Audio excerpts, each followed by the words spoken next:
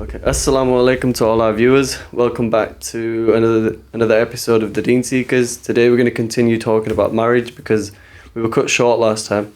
So again, we're going to begin with this or that. And I forgot to mention we have the lovely Sheikh Abu Usamah with us, which is always an honour. So Sheikh, you ready? Inshallah. So Sheikh, do you prefer Apple phones or Samsung phones? Just right at the bat. Apple phone. That's the only phone I've ever had. Yeah, don't mess with Samsung, do we? But I don't have an Apple phone because it's better than this or better than that. It was just a qadr. I just have an Apple phone. Yeah, you got lucky there. Apple's better. And but then luck. You're lucky. We don't have luck in Islam. Everything is by the qadr. And although a person doesn't mean, to be going against the qadr, that's one of the words that we have to get out of our language and vocabulary. Oh, you lucky you wasn't there. You lucky you came. Everything is by the qadr of Allah. Luck is haphazard. But I just want to make that point because I want the brothers and sisters in the community to know that some of these things creep in on us in addition to those things that go against the deen, like Valentine's and Halloween and birthdays that we just take as normal issues, but they chisel away from the Islamic identity. Okay. Calling Allah God. We don't want to make non-Muslims uncomfortable. We'll say God. Allah is not God. We should say Allah. So I don't want to get all serious on Irfan. No, it's okay. I'll keep it in mind. I didn't It's know an about opportunity them. for them. Okay, so next one's completely opinion-based. Pizza or burgers? Or neither? I would say that I'm a burger person because every time I go back to America, North America, as well as Canada, they have the best burgers in the world. I think the only burgers that come close to them here that I've tasted is Archie's. They have Archie's here in Leeds and in Liverpool. And in London, there was a spot, I forgot what it was called. But the burgers in America, you have to take your shoes off to eat them because your toes do like this. Serious burger then. Yeah. Are you from New York? I'm from the East Coast here. The pizzas are meant to be like A1 there. Yeah. But that's not real pizza, though. I mean, it's good, the gooey pizza and everything like that. But if you were to meet a real Italiano, a mafiosa, Don Corleone type person, they'll tell you American pizza, spaghetti, ravioli, lasagna is disgusting compared to what they really make in Italy. They have their fresh ingredients and stuff. Yeah, and it's nice. Yeah. Okay, so next we have, do you prefer money or free time? Which one holds more value to you?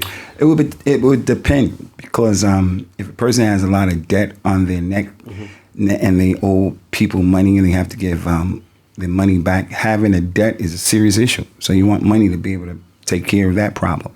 Also, if a person has money, he can buy those things in life that are from the necessities, the doruriyat. So free time, being busy, but having money, it would be beneficial for him. And then you have the person who, free time is good. So I would say it depends on the situation, man. It's about getting the balance, isn't it? Because the people balance. have the money, but they have no time to spend with their family. Exactly, it's the balance. And I think most questions like this, and that's another principle in Islam, the Deen, that sometimes the haqq lies between this and that. It's not always black and white. And the more we understand the religion and we're exposed to the religion, the more you appreciate that to deal with your real life. The hadith of the Prophet ﷺ in the 40 hadith of Al-Imam al-Nawawi, for those who want to access it, is from his Jawami' al-Kalim. Those things that he said that have far-reaching implications and stuff. He said that the halal is clear and the haram is clear. And between the halal and the haram is the gray area not many people know about. So if you leave the gray area, you'll save your religion and your honor. So it's not always black and white. There's that gray area. The Muslim has to know how to deal with the gray area. And then this issue of the middle. You answer these questions, you say, I want money. No, but money may not be beneficial with free time. Or I want free time. Money is better at that particular time. So we just have to know, how to choose what's best for you at that time, in that condition, in that place, in that time. Okay. So one last this or that question. We have, do you prefer America or England? I miss America, man. America is beautiful. As a matter of fact, Irfan, if the truth were to be told, I love America. I just don't like the government. I don't like the racism. I don't like the police. I don't like the hypocrisy. But America is beautiful. Whatever you're looking for in America, California, San Diego, San Francisco, beautiful, the West Coast. On the West Coast, you have the Pacific Ocean, all the way up to Canada, Vancouver. It is beautiful. You see whales out there when you go. You ride helicopters out there and you spot whales. Beautiful, brother. And then you go to the East Coast, upstate New York, New Jersey, Pennsylvania. In the middle of the country, SubhanAllah, Arizona. America is beautiful. And whatever you're looking for, you'll find it. Florida, tropical. It's beautiful. So I see America.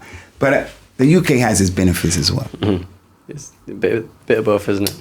The UK has its benefits. I've been here for a minute, and I feel pretty calm and easy. You're not like uptight. In America, you're pretty uptight because it's a lot of violence. You don't know who has a gun. People are really crazy. It's tough like that. But I love that place. Do you think that it would be, like, I've always wanted to go to America, but people have always said traveling there is a bit tough, isn't it?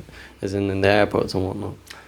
Yeah, now it is because the dunya has changed. Mm-hmm. And so traveling to America, not only to America, but other places can be a challenge. But America could, they pull you on the side.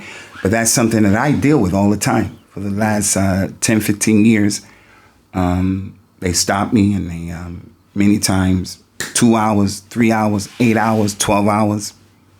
And that's a direct result, Brother Irfan, that as a result of what some of the Shabab in the UK did 15 years ago, when they were very extreme and excited what they were doing with the extremism, terrorism. And it was because of Muslims that they changed the culture of traveling. You used to could travel and you just travel. They, pat you down and you go through the metal detector. Now, take your shoes off, take your belt off. No liquids, this, that. That came as a result of what we were doing. Really? I didn't know it was that easy before. It was very easy, brother. I came to this country about 20 years ago. And I was the imam in Brixton, in London. And my wife and I used to travel, and she would wear niqab and jilbab and gloves and all that and go through the airport. And the one who was working behind the counter would say, "Are you the person behind this passport?" Being politically correct, being sensitive to the culture. She said, "Yes." And then they give everything you go through. And then they'll check you on the other side. Mm-hmm. It was that easy. But there was a young brother, I don't want to name his ethnic group. He was in Bradford, actually. He stabbed a police woman. He was trying to rob some property there, some business. The police came. There was a PC who was a woman. She got involved. He stabbed her, wore a jilbab niqab, and got on the National Express. And they had him on CCTV. And he got National Express and he went to London. He put on the niqab? He did. Oh. The criminal. And he went down there and that put a question mark on every woman who wears jilbab niqab. Those things were going on. You probably a baby in diapers at that time. In nappies, as you guys call them here. Yeah. Nappies. I think it would be more interesting if you asked me, what do you prefer to, how would you pronounce, what would you say, nappies or diapers? Yeah. I say diapers, like in America. Yeah. Garage or garage. I'll say garage, like in America. We'll do that next episode. We'll do vegetables or vegetables. Tomato. Yeah, I wanted to mention that, though, because I wanted to bring to the attention of people that we have to be balanced, you young people, and run far, far away from people who are extreme in their ideas and their concepts. Because it's not missed by me that here in Leeds, this problem of extremism touched Leeds. It touched our place unnecessarily. And I'm sure when that happened, people got, touched and picked up. And they had nothing to do with that drama. Islam is easy. Tfaddal. Okay, so jumping into the topic. So what are the virtues of marriage? What are some of the benefits we should look towards? The virtues of marriage are many. From them is the fact that Allah created, as He mentioned in the Quran, وَخَلَقْنَا كُلَّ شَيْءٍ زَوْجَيْنِ. He made everything in pairs. So there's the male, there's the female. When Nuh, the first Rasul sent to the people, sallallahu alaihi wasallam, was told, make the ark and everything, he took 2 of every species, male and female. So everything is made in pairs. Also, it's the sunnah of all of the prophets, all of them. salawatullah wa salamu alayhim. Isa ibn Maryam did not get married, but he's the Nabi and the Rasul's coming back. And the Prophet said, sallallahu alayhi wa sallam, when he comes back, he's going to break the cross, means make it clear that cross has nothing to do with him and his deen and all of the stuff that they believe. He's going to put down the jizya, where the Christians and people pay the Muslims to protect them. And he's going to get married. But there's some ikhtilaf. Did the Prophet say that or not? Sallallahu alayhi wasallam. So that's one of the things that there's a lot of ikhtilaf about. Mm-hmm. Another benefit and the virtue of getting married is the fact that the Prophet, he says, sallallahu alayhi wasallam, whoever has gotten married, faqad istakmala nusfa dino. He has completed half of his religion. So let him fear Allah on the other half. So any man that is not married, any woman who's not married, they're not complete. They're not complete. You won't know your true self, your total self, until you get that opposite. And that's why it's important to pick the right person. To pick the right person. The Prophet sallallahu alaihi wasallam, he said, I get married, and anyone who forsakes my sunnah, he's not from me. So it's the sunnah of all of the prophets and the messengers, and they're complete. So whoever gets married, he completes half of his deen.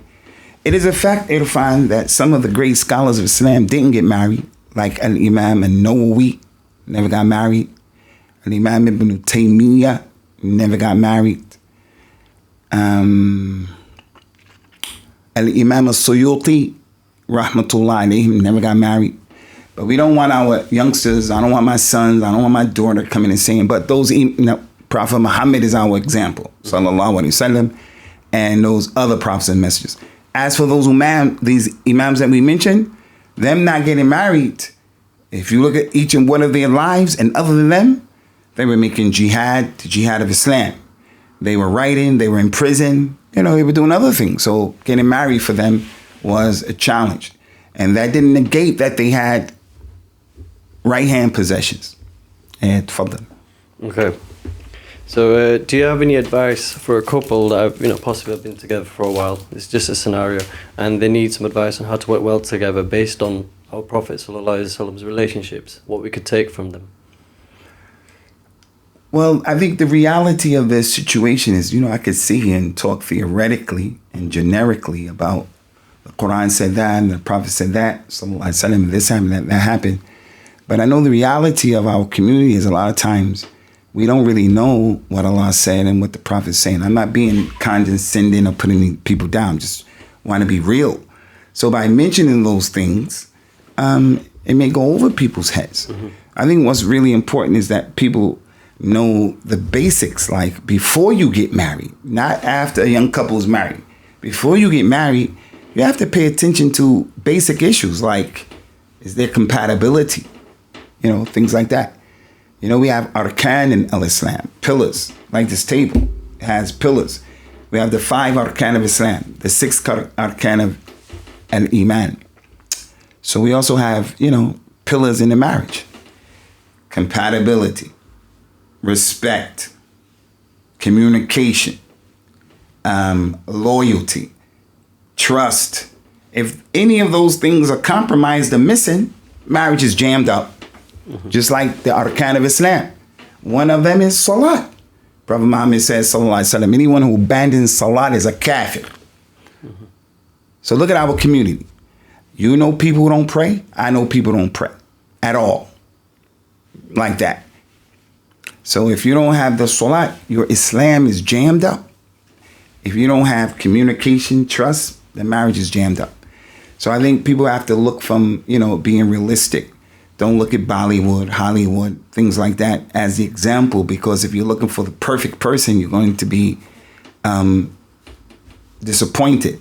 The only perfect person who's coming back is Isa ibn Maryam. Everybody else, they have good and they have bad. Some people, their good is more, and some people, their bad is more, and some people are in the middle, like Allah mentioned in the Quran.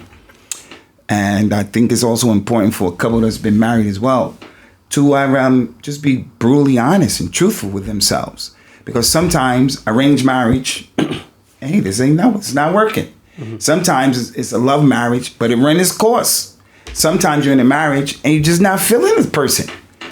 So why keep going through the motions? Save time, energy, money, and be honest with yourself. Are we going to work this out? We're not going to work this out. So, we could come Akhiyam and tell you about these ayat and things like that, but I think we need just to be realistic.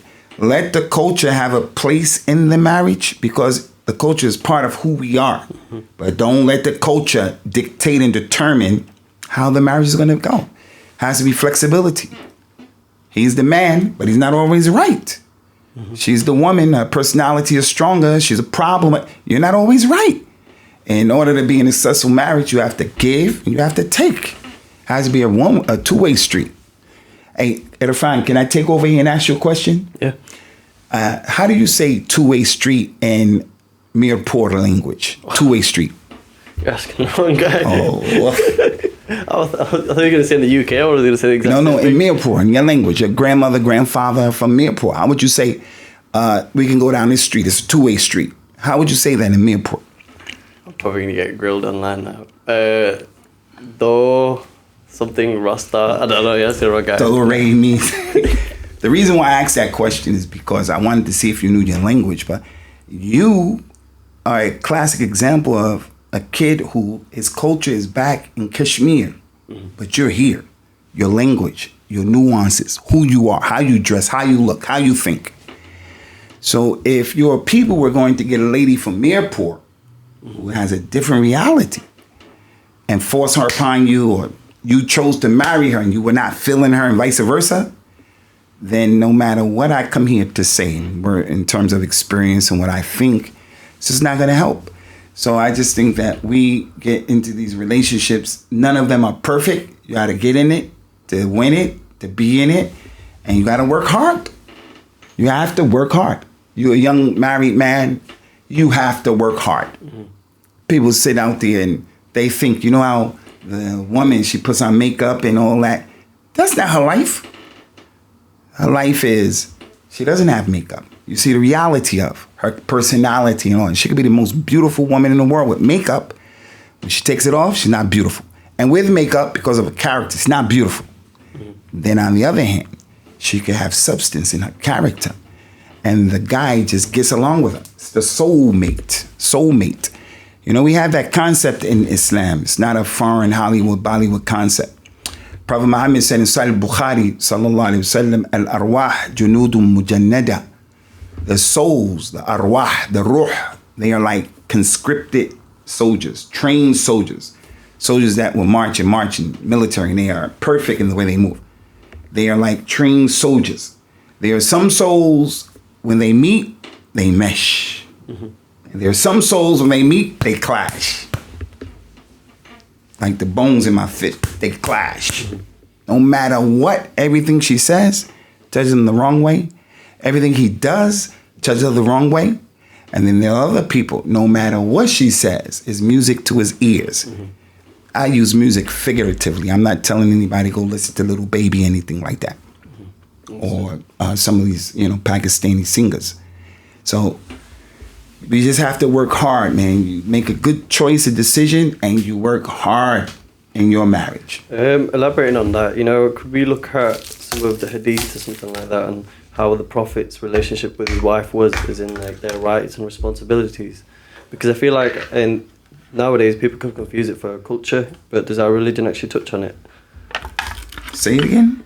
On rights and responsibilities, does our religion speak on that, or does it cover it? Something we could take from it. Yeah, absolutely. But before I forget, the culture also determines rights and responsibilities. I didn't want to forget that. So don't let me forget. I want to come back to that, inshallah. Prophet Muhammad told the people, sallallahu alaihi wasallam, that the rights of the wife over the husband is that he should provide for her, and he should feed her, and he should clothe her, and he should house her. He said that explicitly, directly. And he showed practically that he should educate her, and that he should protect her, and he should nourish her, and all of those things. And he said in the Quran that he brought, sallallahu alaihi wasallam, الرجال قوامون على النساء بما فضل الله به بعضهم على بعض وبما أنفقوا من أموالهم. Here the Quran said that the men have a level of superiority over the women because of what they spend out of their wealth on the women. So the Prophet said that the man's right over the wife is that she should listen to him and obey him and respect him. And that she should not allow in his house anyone that he doesn't want in his house. I tell my daughters all the time, I'm not going to let any brother who wants to marry my daughter oppress them. But the religion is a religion. Same way that I tell them, get up for prayer, fast for Ramadan, let's do this, do that. I tell my daughters, you get married, your husband is the boss with the hot sauce.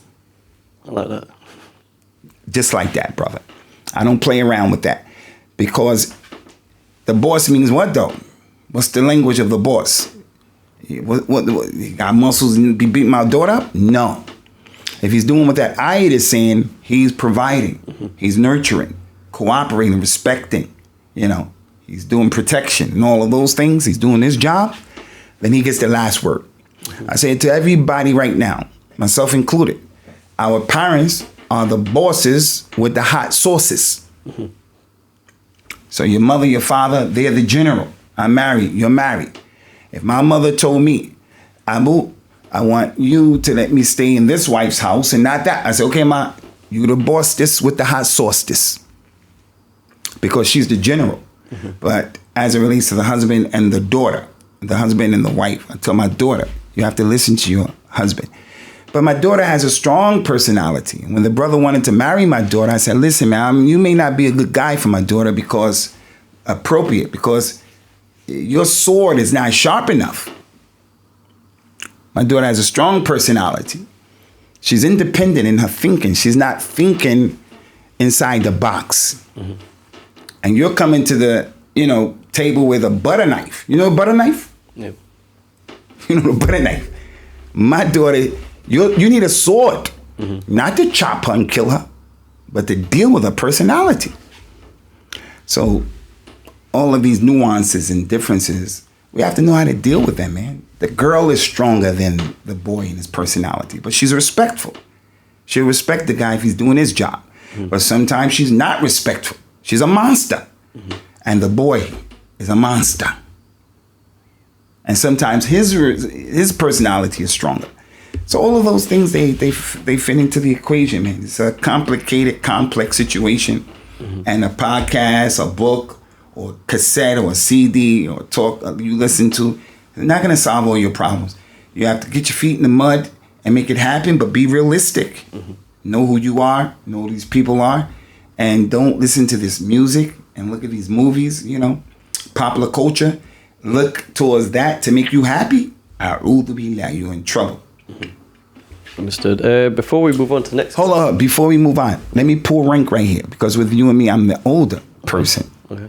Right? I want to ask you,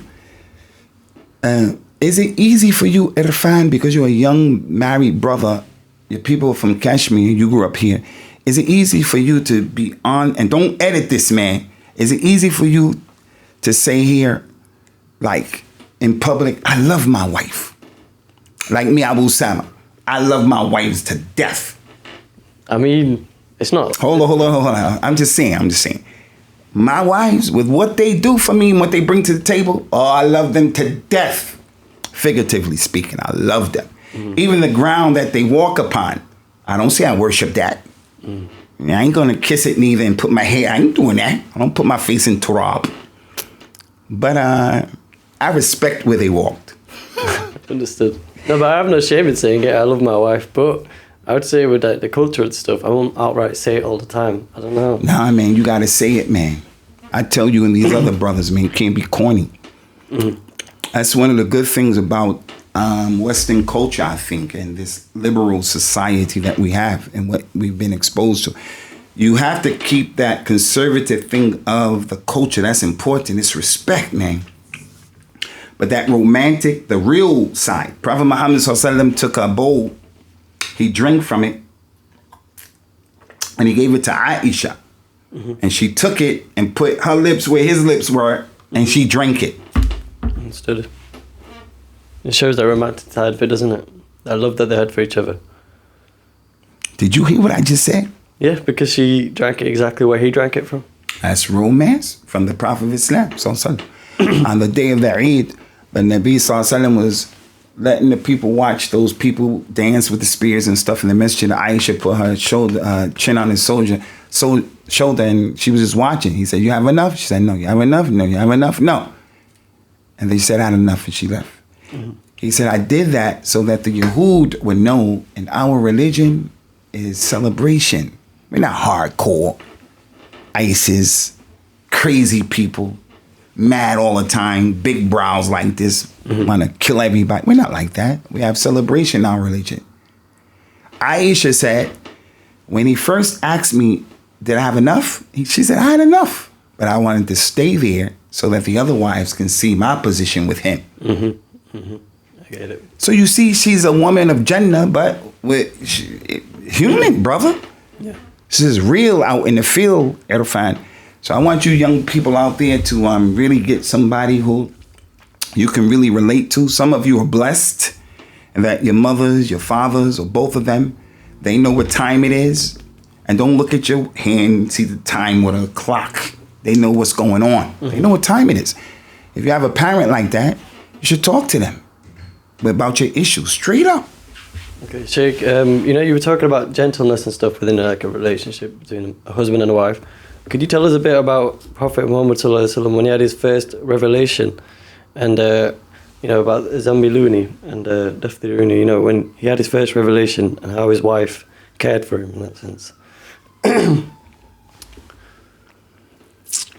Yeah, concerning the revelation when Jibril came to him, and he thought that there was a problem because of the way Jibril looked, 600 wings, and all of those things. He went to his house, and everyone knows the story that our mother Khadija bint Khuwaylid supported him. And she said to him, no, you are, and began to mention some good qualities that he had. You're truthful, you help the poor, you connect the ties of a relationship. He mentioned all of those good things that need to be considered as well and studied and practiced, just like this part of how the wife supported him. All right? As a man, I want to use this hadith and this incident, and rightly so, to let every Muslim woman know, my daughter, my wives, let them know. You see how Khadija supported him? I want that support. But also she mentioned some other things in the hadith that we should emphasize. You connect the ties of a relationship. You take care of the poor. You are truthful and honest. So somehow we selectively take some of this hadith and leave other parts of it. But she supported him. And look at her knowledge. She said, this is something that we should leave it to the experts. Let's go to my cousin, Waraqa ibn Nawfal. He'll know what this is about. And then they went to her cousin, Waraqa ibn Nawfal. He told Waraqa the story. Waraqa ibn Nawfal said, إن هذا كان الناموس الذي كان يأتي إلى موسى. That was the angel that used to come to Musa. Namus, the bearer of news, Jibril. So it's a proof that some of the people of Mecca, they had knowledge of Ibrahim, Jibril, Musa, and other prophets, because they used to go and perform Hajj. But they changed the religion of Ibrahim. So the point, just to bring it back to the square of what you're trying to get at, inshallah, is the support of Khadija to her husband in this hadith is a monumental story. Monumental. And wallahi, if a man has a woman who's behind him, supporting him like that, the sky is the limit for that cat. He could have been the one who did Facebook and what's that? Eblos. What's his name? Tesla dude. Elon Musk. Tesla. Yeah. He, whatever they made, the man who's being supported by his wife can do anything. You know, they say behind every great man is a great woman. But if his wife, on the other hand, this is what I do to my daughters and my wife. Getting in his central nervous system. Let me see you do that. Let me see you do that. I can't do it. Come on, Irfan. Do it again. No. Nah, man. With African Americans, we have this thing. Come on, you stiff. Go ahead. All right. All right, we got There you it. go. Give it up. Irfan, my man. All right, Sheikh, you know what? Actually, moving on to the next question. No, I have to go now, man. We have to cut this short right now because I have to get ready for my babies today, the Shabbat. But we'll do another part, inshallah, in a day or two or whatever, okay? No problem. Okay. All right, thank you guys. Thank you for watching. We'll join you next time, inshallah.